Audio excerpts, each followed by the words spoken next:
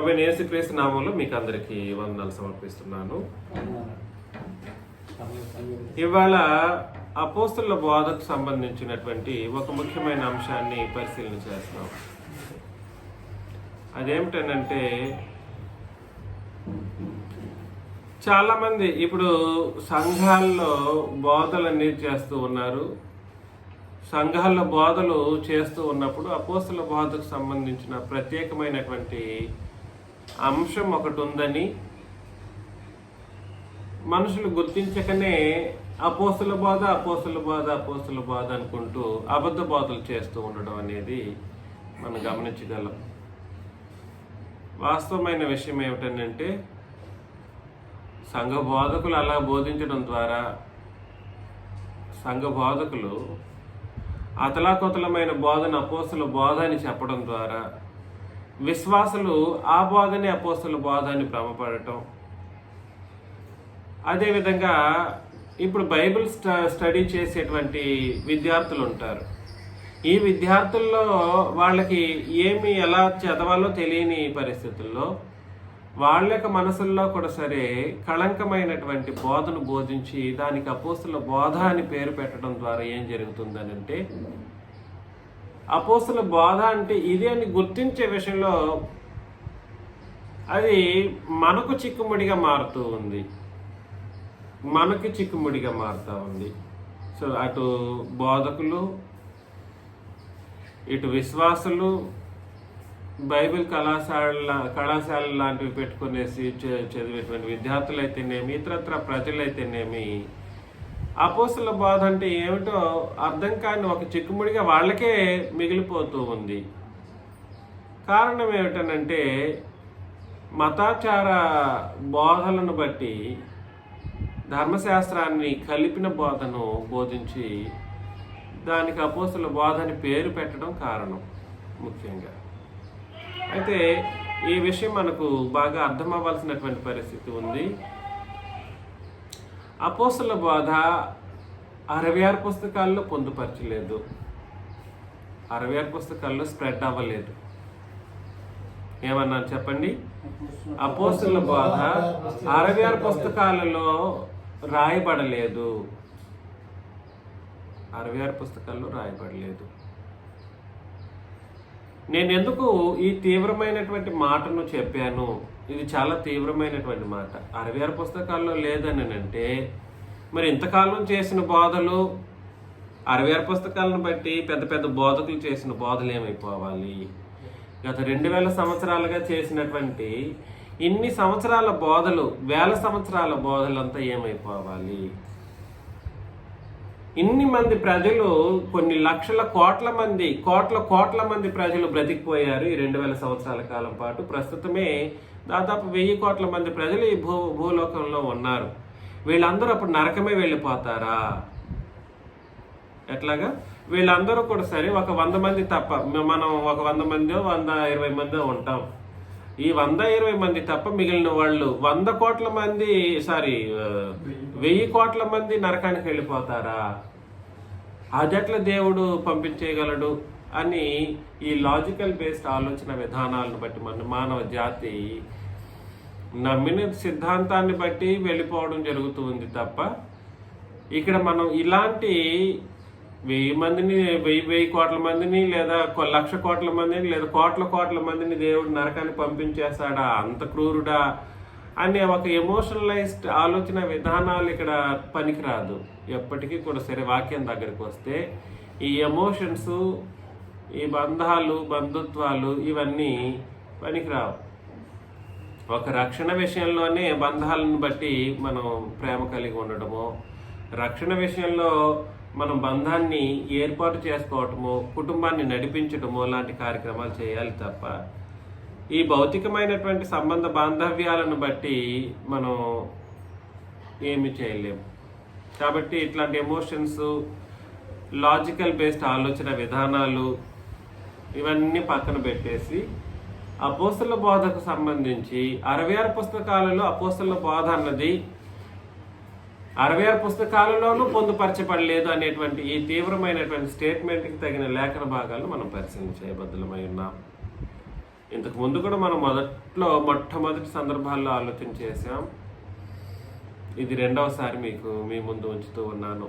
ఎందుకంటే మన ప్రియులు సహోదరులు కొంతమంది రీసెంట్గా సంఘంలో చేర్చబడ్డారు కాబట్టి ఈ ప్రత్యేకమైనటువంటి బోధనాంశం గురించినటువంటి విషయాలు తెలియాల్సినటువంటి పరిస్థితులు ఉన్నాయి. తీతుకు రాసిన పత్రిక మొదటి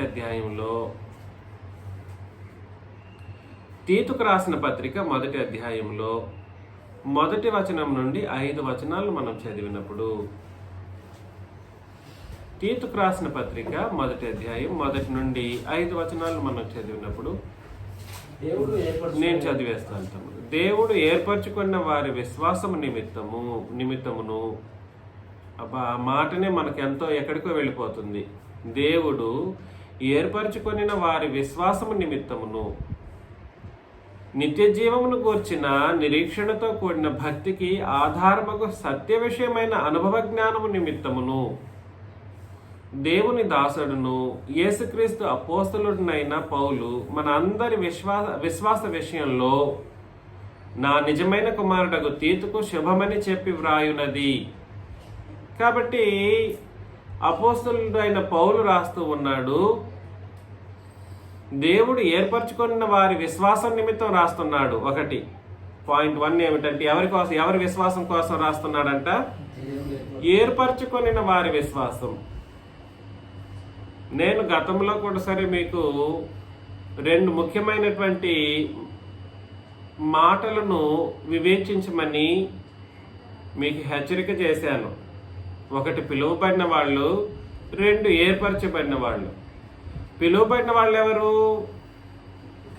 సువార్త అందించటానికి అందరూ పిలువబడిన వాళ్లే. సువార్త అందించటానికి అందరూ పిలువబడిన వాళ్ళు, అంటే సర్వలోకము పిలువబడడానికి సిద్ధమైనదే, పిలువబడిన వాళ్లే. కాకపోతే ఏర్పరచబడిన వాళ్ళు ఎవరు? సువార్తను విని విశ్వసించి, క్రొత్త నిబంధన సువార్తను విని క్రొత్త నిబంధన విశ్వాసమును కలిగి క్రొత్త నిబంధన బాప్తిస్మం పొందిన వాళ్ళు ఎవరైతే ఉన్నారో వీళ్ళని ఏమంటారు? ఏర్పరచబడిన వాళ్ళు. వీళ్ళకంటూ ప్రత్యేకమైనటువంటి విశ్వాసం కలగాలి అని అంటే, వీళ్ళ యొక్క విశ్వాసం కొనసాగింపులో ఉండాలి అని అంటే, దానికోసం ఈ పౌలు గారు ఏం చేస్తున్నాడంట? శుభమని చెప్పి రాస్తూ ఉన్నాను అని అంటున్నాడు. ఏమని చెప్పి రాస్తూ ఉన్నాడు? శుభమని చెప్పి రాస్తూ ఉన్నాడు. కాబట్టి విశ్వాసం అనేది అపోస్తులు రాయడం ద్వారా సంక్రమించింది మానవ జాతికి. అపోస్తులు ఏదైతే రాసి ఇచ్చారో, అపోస్తులు రాసింది ఎక్కడి నుండి ప్రారంభమవుతుంది చెప్పండి? అపోస్తులు రాసింది ఎక్కడి నుండి ప్రారంభమవుతుంది? అపోస్తుల కార్యములు 1వ అధ్యాయం నుండి ప్రారంభమవుతుంది. అదేమిటి లూకా కదా రాసింది అపోస్తలుడు, లూకా అపోస్తలుడు కాదు కదా అంటారేమో. ఎవరు రాసింది అపోస్తల కార్యాన్ని? లూకా రాశాడు.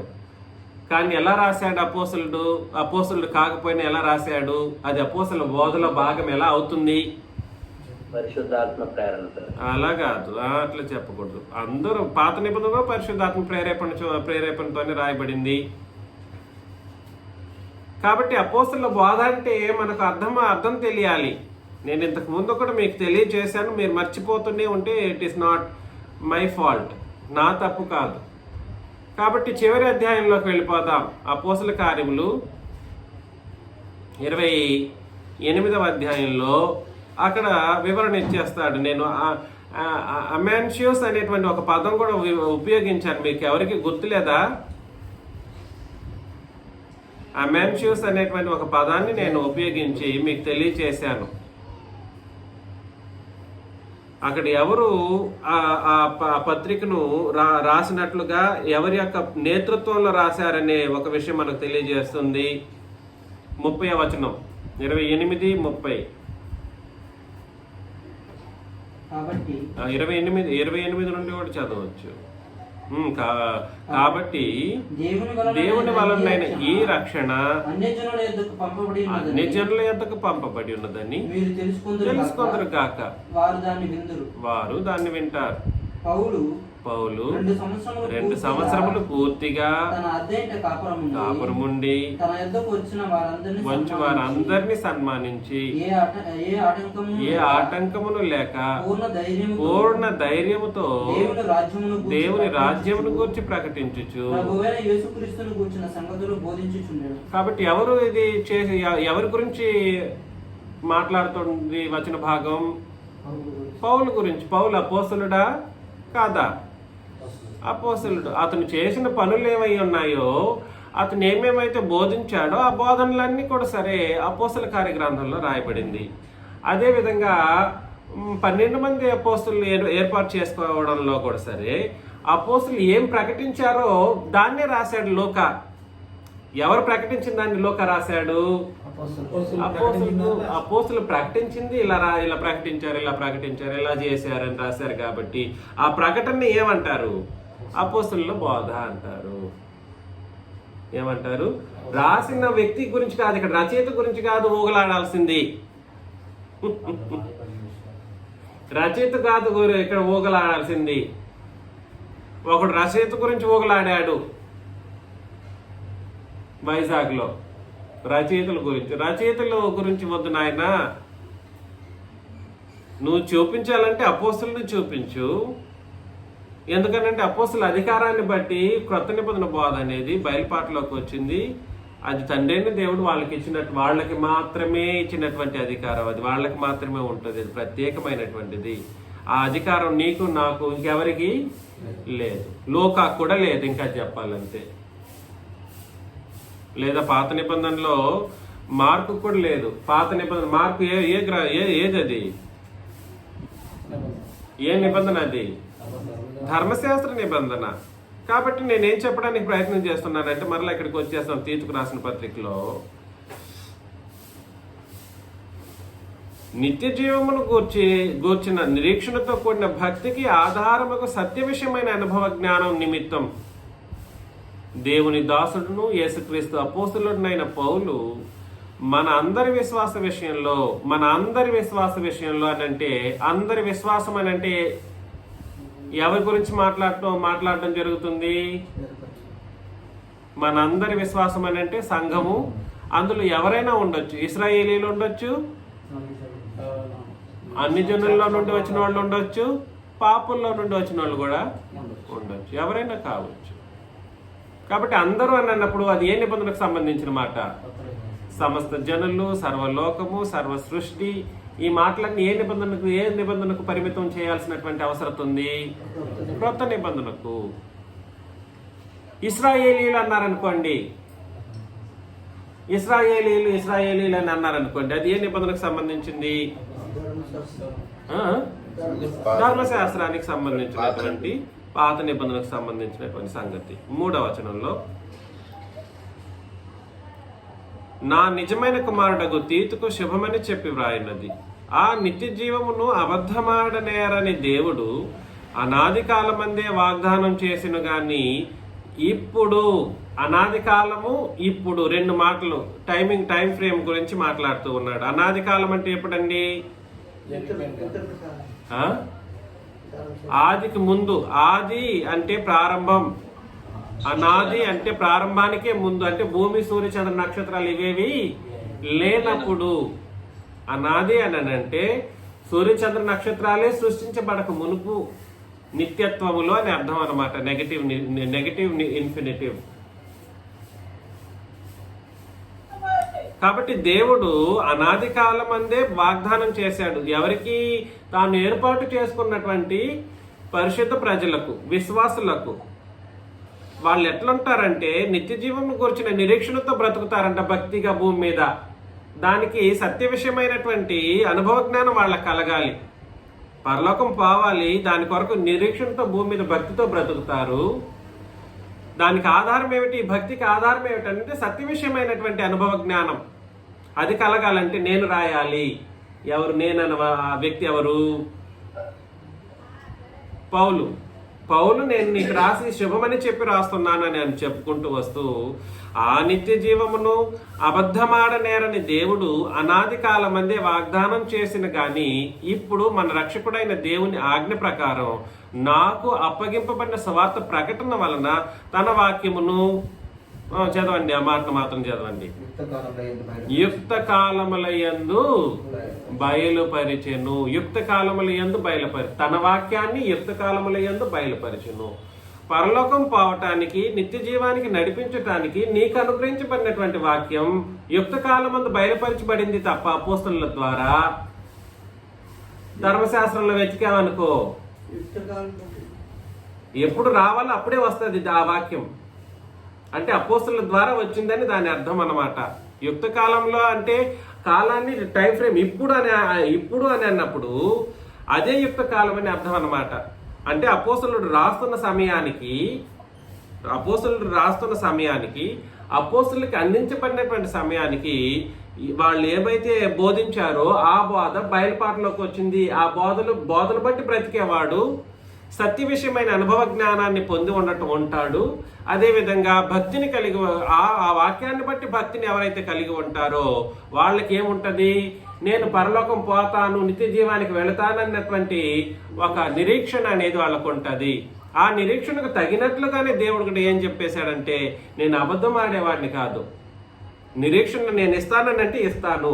కాకపోతే నువ్వు పాటించవలసిన, నువ్వు భక్తి కలిగి ఉండవలసినటువంటి, నువ్వు అనుభవపూర్వకంగా తెలుసుకోవలసినటువంటి సత్యవాక్యం మాత్రం యుక్త కాలముల యందు బయలుపరచబడింది అనేది తెలుసుకో.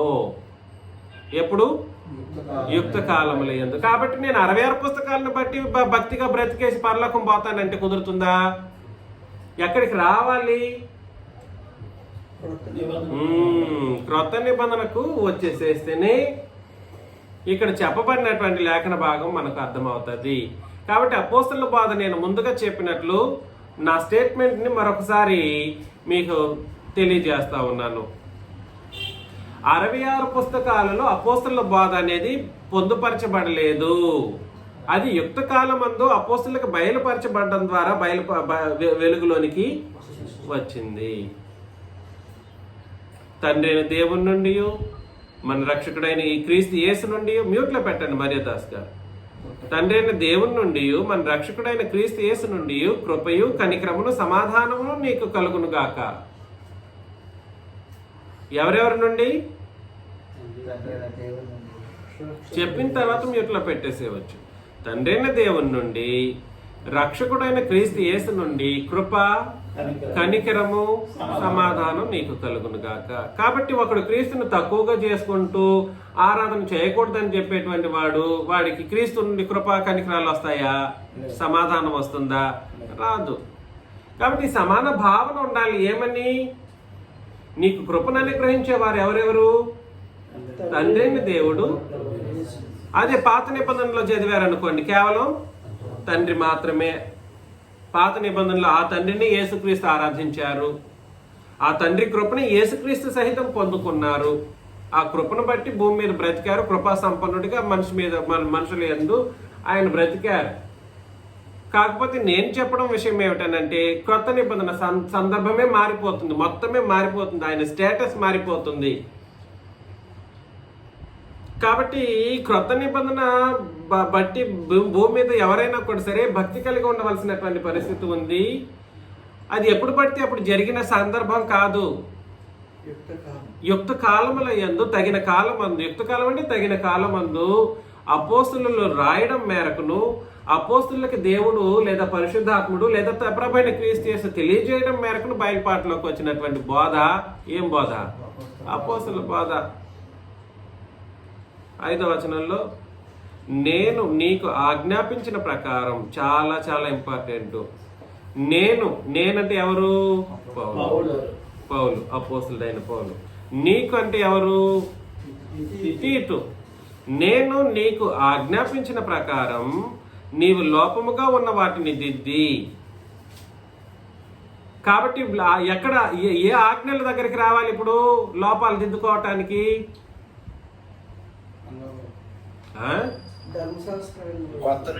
క్రొత్త నిబంధనలోకి అపోస్తులు రాసిన దాని మేరకు వెళ్ళాలి నీ లోపాలు దిద్దుకోవటానికి. మొన్న 2 రోజులుగా తిమోతి గారిని మాతో పాటు ఉన్నారు.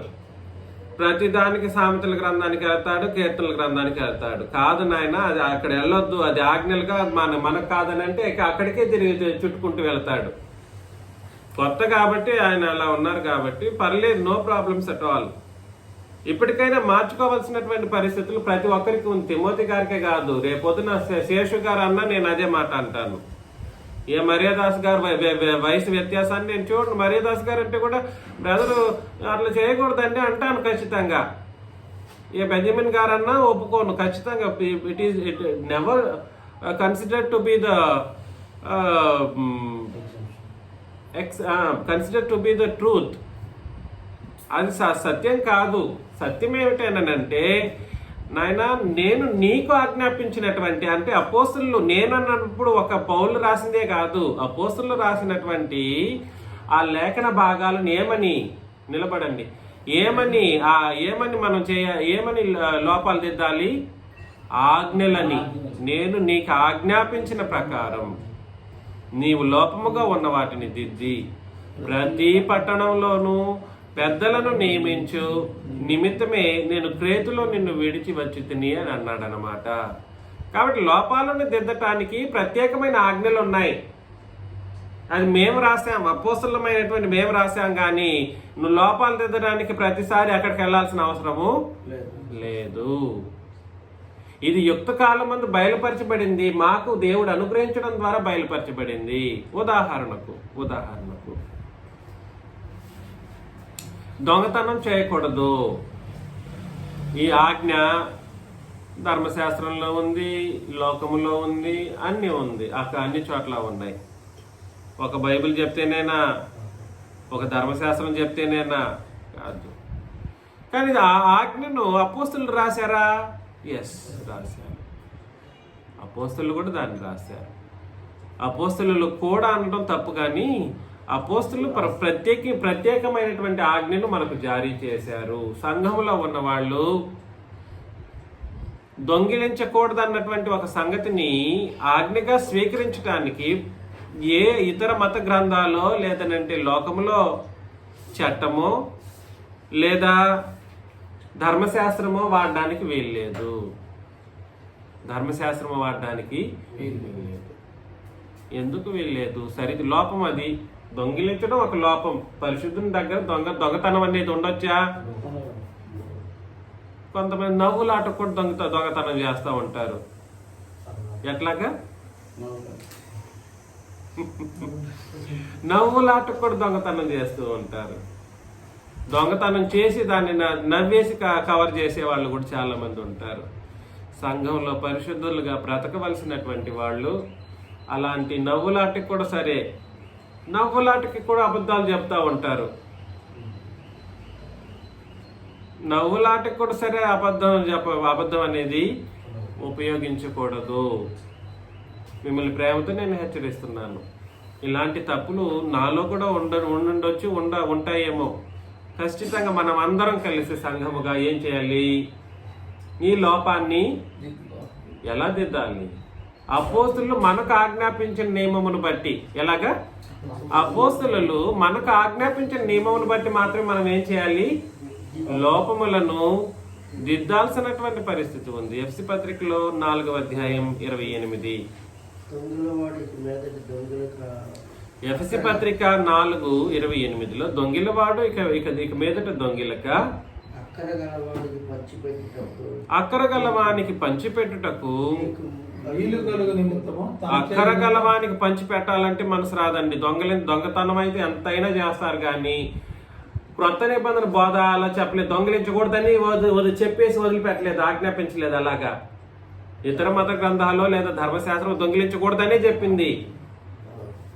కానీ క్రొత్త నిబంధన అక్కడికి ఆగిపోవట్లేదు. దొంగిలించకూడదు అనేది కాదు ఇక్కడ కండిషన్.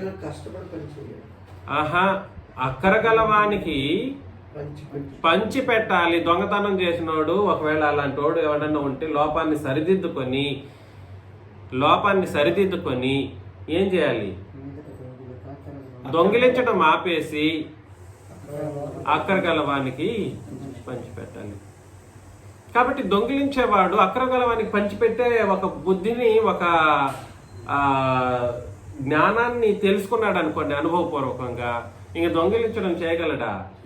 నేనే మీకు ఇవ్వాలన్నటువంటి ఒక ప్రేమపూర్వకమైనటువంటి భావన నాకుంటే నేను శేషు గారి ఇంటికి వెళ్ళేది ఏదైనా దొంగిలించుకొని రాగలనా? అయ్యో, శేషు గారు ఒంటరిగా ఉంటారు, ఆయనకి ఏదైనా చేయాలి, సంతోషంగా ఆయన ఇది చేయాలన్నప్పుడు నేనే ఒక సహాయం చేయాలన్నటువంటి ఆలోచన నాకు ఉన్నప్పుడు నేను ఆ దొంగతనం చేయగలనా? నేను ఇంతకుముందు ఈ రూల్ని మీకు తెలియజేశాను. క్రొత్త నిబంధన ఆజ్ఞల్ని పాటించడానికి ఒక ప్రత్యేకమైనటువంటి రూల్ ఉంది. మీరు ఎవరైనా అది గుర్తు తెచ్చుకోగలరా? Can you recollect it?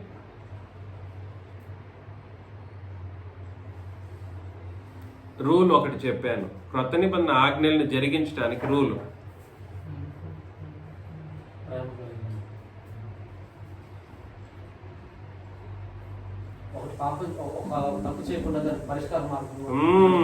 పాపం చేయడం అనేటువంటిది చేయకుండా ఉండడం అనేది ఆజ్ఞనే వాస్తవమే. కానీ క్రొత్త నిబంధన అలా చెప్పదు. ఏ దానికైనా వెళ్ళండి, చేయకూడదు అని చెప్పదు. చేయకూడదు, కాకపోతే దాన్ని ఎలా చేయకూడదు అనేటువంటి ఒక ఎక్స్ప్లెనేషన్ ఇస్తుంది క్రొత్త నిబంధన ఆజ్ఞ. దొంగిలించకూడదు, అది మాకు అక్కడికి ఆగట్లేదు. దొంగిలించకూడదు అనేటువంటి ఆజ్ఞను ఎలా పాటించాలో చెప్పేస్తుంది అన్నమాట క్రొత్త నిబంధన. ఎలా పాటించాలి? ఇంకా దొంగిలించడం ఆపేసి ముందు, అక్కడికి వెళ్ళడానికి కాదు, ముందు అది ఆపాలి. ఏది? దొంగతనం ఆపేసేసి మరేం చేయాలి? కష్టపడి పని చేసి అక్కరగలవానికి పంచిపెట్టు.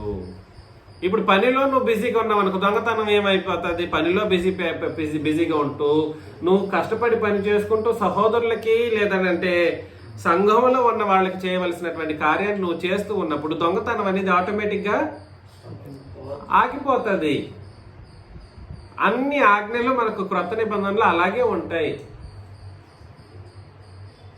అన్ని ఆజ్ఞలు బహుశా మీకు తెలియకపోవచ్చు.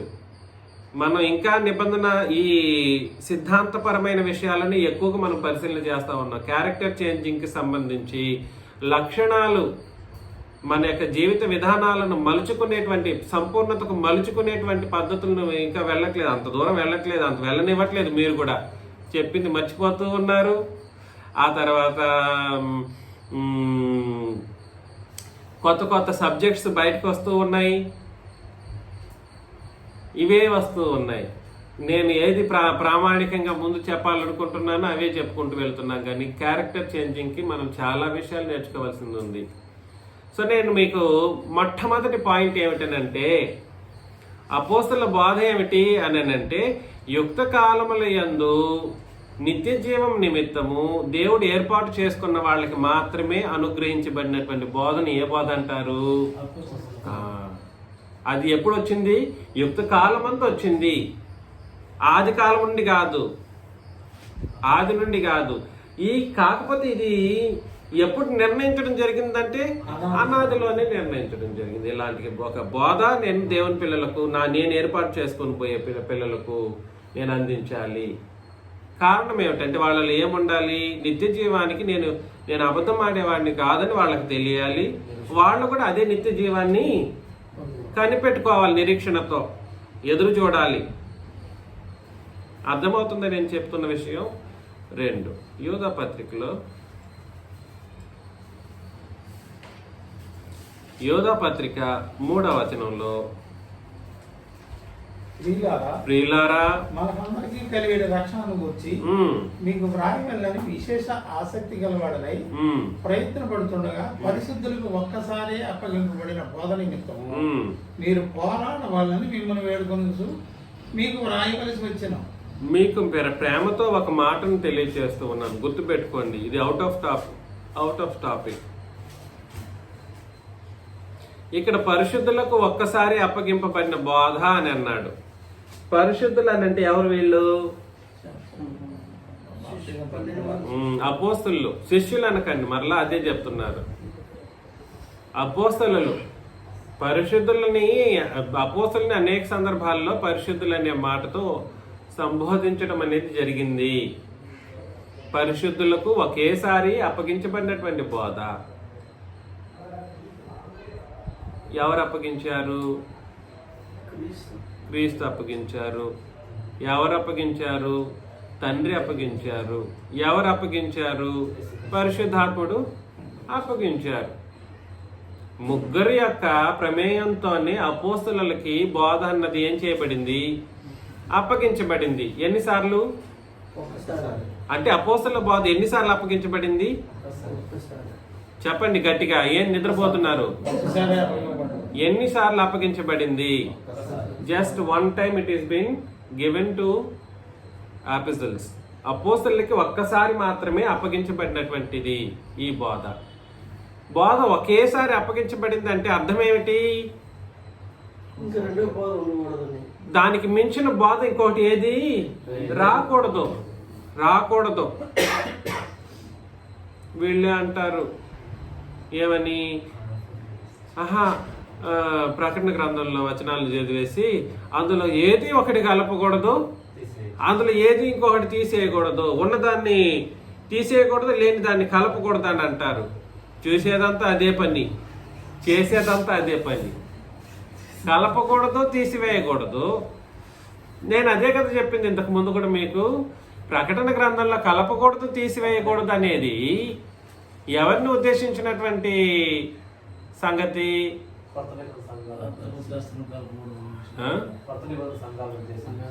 కాబట్టి కరెక్ట్. 22వ అధ్యాయంలో ప్రకటన గ్రంథం 15-16.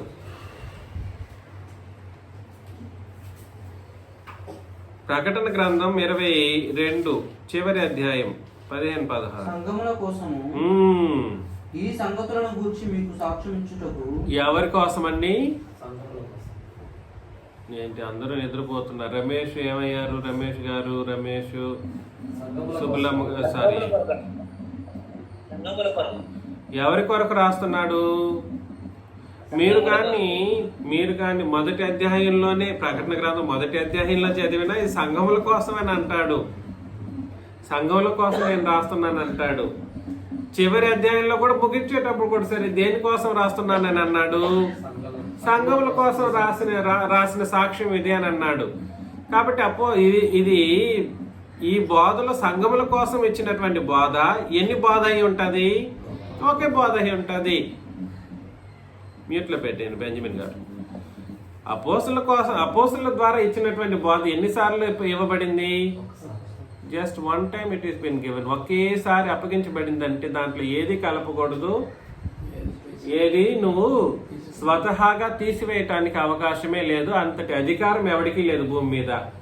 కాబట్టి అపోస్తలుల బోధ అనుకొని నువ్వు ఇష్టారాజ్య బోధలు చేసుకొని ఏ పాత నిబంధన సంగతుల్లో కలిపేసి ఇది అపోస్తలుల బోధ అని అంటే అది ఒక్కసారి అప్పగించబడిన బోధ అనడానికి అవకాశం ఉందా? అవకాశం లేదు. సంఘానికి ఇచ్చినటువంటి బోధ ఏదైతే ఉందో, మరలా రిపీట్ చేస్తున్నాను, సంఘానికి ఇచ్చినటువంటి బోధ ఏదైతే ఉందో అందులో ఎవడు ఏది కలపకూడదు. సంఘానికి ఇచ్చిన బోధలో ఎవడు ఏది అందులో నుండి ఏ ఆజ్ఞను నువ్వు విడమరచడానికి వీలు లేదు అన్నప్పుడు ఇష్టంగా కలిపేసి ఎన్నో పాత నిబంధనల సంగతులు, సామెతలు, కీర్తనల గ్రంథం ఉపయోగించకపోతే నిద్ర రాదు మనోళ్ళకి కొంతమందికి. అంతెందుకు ఈ మధ్యలో కాదులేండి, గత 2 సంవత్సరాలుగా క్రొత్త నిబంధన ప్రకారం అన్ని చేయాలన్నందుకు ఒక అతను మత్తయి నుండి ప్రకటన గ్రంథం వరకే బోధించడం ప్రారంభించాడు. తిరిగి క్రొత్త నిబంధన బోధ అన్నా కదా, దానికి వీళ్ళు ఏం చేశారంటే అతి తెలివిగా మత్తయి నుండి కదా క్రొత్త నిబంధన, కాబట్టి మత్తయి నుండి ప్రకటన గ్రంథం వరకు మాత్రమే ఏం చేయాలి? ఆరాధన రోజు బోధించాలి అన్నట్టుగా. అయ్యో, అప్పుడు యేసు ప్రభువు చెప్పిన మాట ఏమైపోవాలి? నా రక్తం వల్ల క్రొత్త నిబంధన యేసు ప్రభువు చెప్పిన మాట ఏమవ్వాలి? అపోస్తలులు పదే ఆయన మరణమును బట్టి మేము రాసామని చెప్పిన మాటలంతా ఏమైపోవాలి? ధర్మశాస్త్రం క్రీస్తు శిలువనందు కొట్టివేయబడిందని చెప్పిన అపోస్తలుల బోధ ఏమైపోవాలి? మత్తయి, మార్కు, లూకా, యోహాను సువార్తలు పాత నిబంధనల భాగమై ఉన్నాయి అన్నటువంటి సంగతిని పదే లేఖన భాగాలు తెలియజేసినప్పుడు అవన్నీ ఏమైపోవాలి? కాబట్టి ఇలాంటి అతి తెలివి ఆలోచన విధానాలను పక్కన పెట్టాలి. లేఖన భాగాలను మనం ఏం చేయాలంటే పరిచయం చేయాలి. సరిగ్గా అర్థం చేసుకోవాల్సినటువంటి బాధ్యత మనకుంది. కాబట్టి అపోస్తలుల బోధ ఎన్నిసార్లు అప్పగించబడింది? ఒక్కసారి అప్పగించబడింది అని అన్నప్పుడు అందులో ఏది నీ స్వతహాగా కలపడానికి వీల్లేదు, ఏది అందులో నుండి తీసివేయటానికి వీల్లేదు. కాబట్టి అపోస్తలుల బోధ అంటే అపోస్తలులు రాసిన బోధ మాత్రమే ఏం బోధ, లేదా అపోస్తలులు తెలియజేసిన బోధ ఏదైతే ఉందో దాన్ని మాత్రమే ఏం బోధ అంటారు. ఇప్పుడు మాట్లాడకూడదు. అపోస్తలుల బోధలో అపోస్తలులు ఏదైతే తెలియజేశారో ఆ బోధన ఏ బోధ అంటారు? అపోస్తలుల బోధ అంటారు. ఏ విషయం మనకు అర్థం కావాలి. ఒకటి పాయింట్ 1 ఏమిటి? అపోస్తలుల బోధ యుక్త కాలములయందు దేవుడు ఏర్పాటు చేసుకొనబడినటువంటి పరిశుద్ధులకు ఏర్పరచబడినటువంటి బోధ. అది యుక్త కాలములయందు బయలుపరచబడిన బోధ. అన్ని కాలాల్లో అది బయలుపరచబడలేదు. రెండవది అపోస్తలుల బోధ అంటే ఏమిటి? ఒకేసారి అపోస్తలులకు అప్పగించబడినటువంటి బోధ. ఎన్నిసార్లు? ఒకేసారి అపోస్తలులకు మాత్రమే అప్పగించబడినటువంటి బోధ. మూడవ అత్యంత ముఖ్యమైనటువంటి విషయం 2 కొరింథీయులకు రాసిన పత్రిక 5వ అధ్యాయం 18 నుండి 21 వచనాలు. 2 కొరింథీ 5వ అధ్యాయం 18 నుండి 21. సమస్తమును దేవుని వలనైనవి, ఆయన మనలను క్రీస్తు ద్వారా తనతో సమాధానపరుచుకొని ఆ సమాధానపరచు పరిచర్యను మాకు అనుగ్రహించాడు. ఎవరికి అనుగ్రహించాడు? సమాధానపరచు పరిచర్యను మాకు అనుగ్రహించెను. వీళ్ళు పరిచర్య మేరకు వీళ్ళు పరిచర్య చేయడం ఎలా చేశారు అపోస్తలులు? అది ఎవరి ద్వారా సమాధానపరచుకొని? ఆయన మనలను క్రీస్తు ద్వారా తనతో సమాధానపరచుకొని. ఈ సమాధానం సిలువకు ముందు ఉందా? దేవునికి ప్రజలకు సమాధానం ఉందా సిలువకు ముందు? లేదు. అన్ని జనులకు ఉందా? ఇంకా చెప్పాలంటే అన్ని జనులకి అసలు లేదు. సిలువకు ముందు అన్ని జనులకి దేవునికి సమాధానం శత్రుత్వమే గాని సమాధానం లేదు. పాపం చేయడం ద్వారా మనం చనిపోయిన వారమై దేవునికి శత్రువులమై ఉండగా ఏమయ్యింది? క్రీస్తు మన కొరకు చనిపోయేను అని అంటాడు రోమపత్రిక 5వ అధ్యాయాన్ని మనం పరిశీలన చేసినప్పుడు.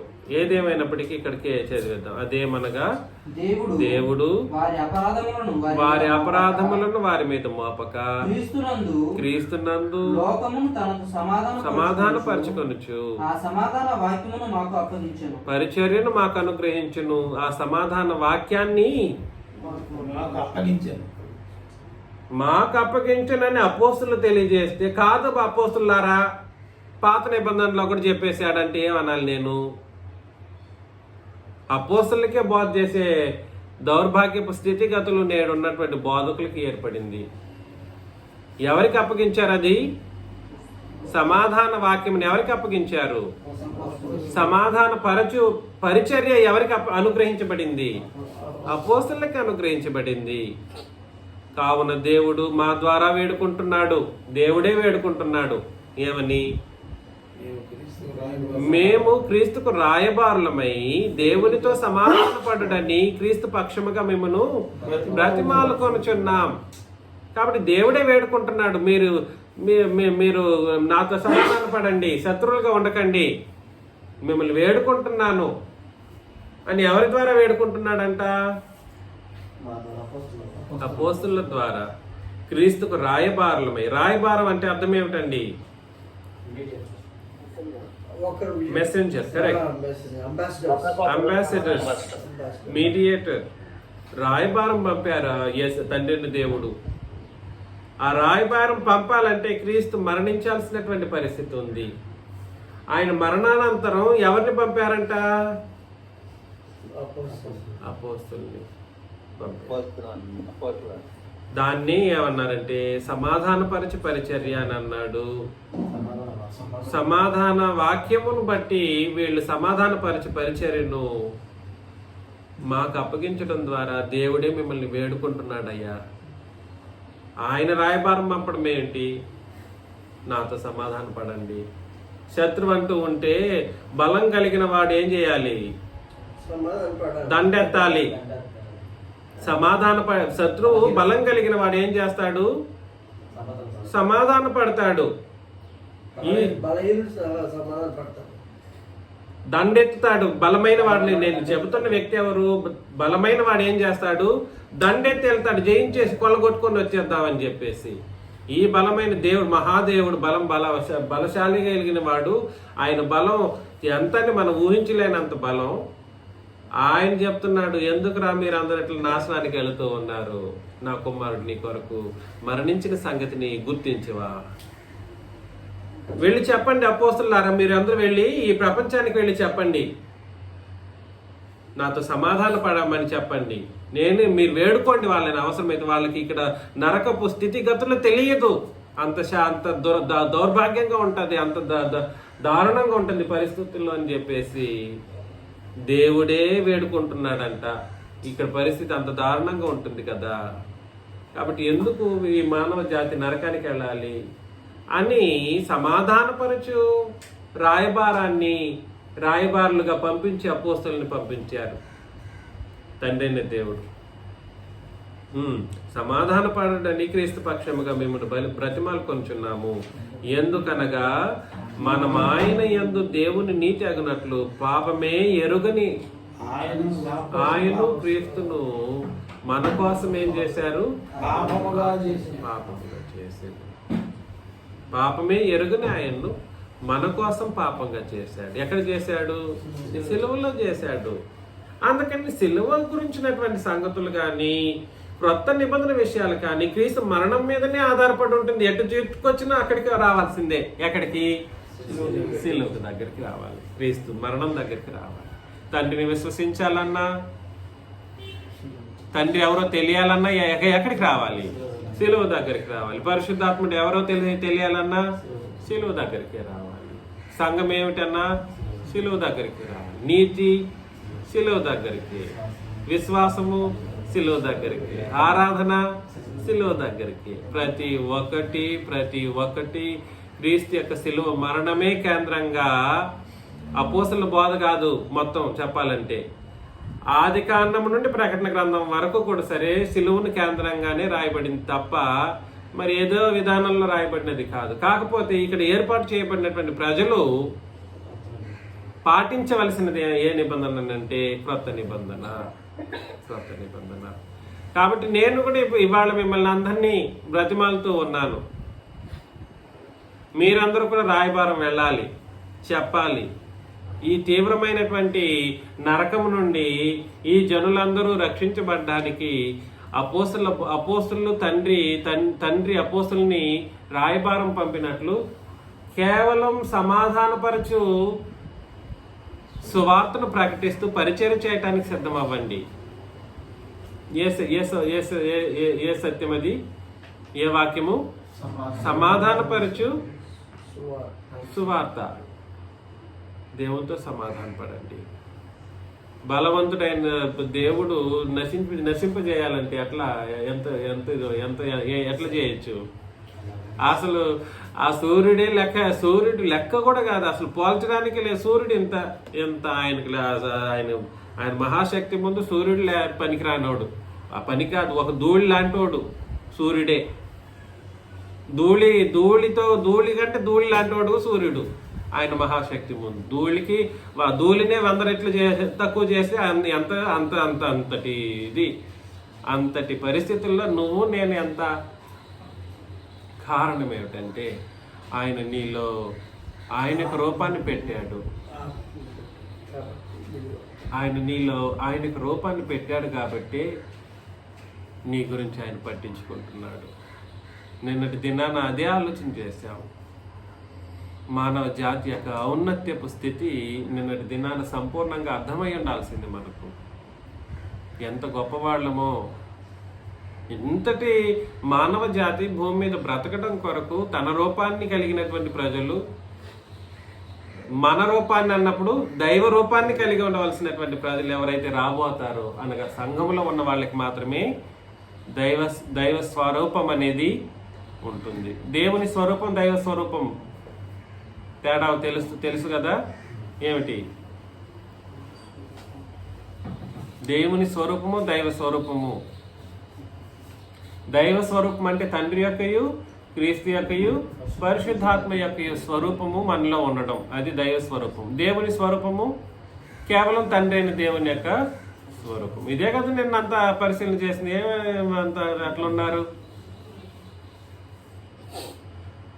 దీని కొరకే మానవ జాతి సృష్టించబడినందుకు ఆయన ఈ మానవ జాతి పట్ల తన ప్రేమను వదులుకోలేకపోతున్నాడు. అంతటి మహాశక్తి కలిగిన వాడు ఆయనే దిగి వచ్చి సమాభార వేడుకుంటున్నాడు. చెప్పండి రా, వాళ్ళకి వెళ్ళి చెప్పండి, అపోస్తలులారా చెప్పండి, మీరే వెళ్ళండి. పాపం వీళ్ళు అసలు నా రూపం కలిగిన మనుషులు, వీళ్ళు నరకం వెళ్ళడం నాకు ఇష్టం లేదు. నా కుమారుడే కదా వీళ్ళ కోసం చనిపోయింది. నీతిగా బ్రతకమని చెప్పండి. నీతి కలుగుట కన్నా అన్నాడు. ఆ మాట అండర్లైన్ చేసుకోవాలి. దేవుని నీతి అగునట్లు అంటే పాత నిబంధనలో దేవుని నీతి అనేది ఏం చేయబడలేదు.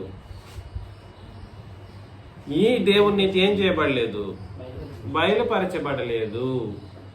అనేక సార్లు చదివాం. కాబట్టి పాపులను సహితము